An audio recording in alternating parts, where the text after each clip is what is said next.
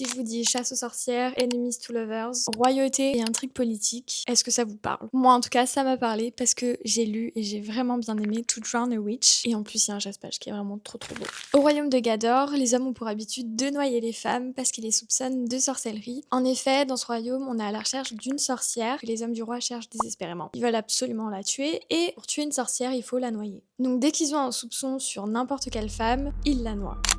Et dans ce royaume, on a aussi la possibilité de boire un peu de magie pour avoir des aptitudes spéciales. Nous, on va suivre Ness. Ness qui va absolument faire libérer son père qui est en prison. Elle va tout faire pour le libérer, même si elle doit travailler pour un criminel dangereux. Et Ness va finir par tomber sur Thoran, le dauphin du roi, en gros l'un des combattants les plus forts du royaume vu qu'il s'est entraîné avec le prince héritier. Et il va lui proposer un marché. En échange de libérer son père, elle doit l'aider à retrouver la sorcière. Du coup, c'est une romantésie qui, moi, m'a personnellement fait penser à Heartless Hunter. J'ai beaucoup aimé le message au niveau du féminisme, vu que ça reprend exactement ce qui se passait à l'époque. C'est-à-dire qu'on nous tuait juste parce qu'on était des femmes et qu'on nous soupçonnait de sorcellerie. Là, en l'occurrence, c'est parce qu'ils pensent que toutes les femmes sont des sorcières, qui cherchent absolument à tuer la sorcière, et donc du coup, ils se posent même pas de questions. Dès que quelqu'un est soupçonné, ils la noient.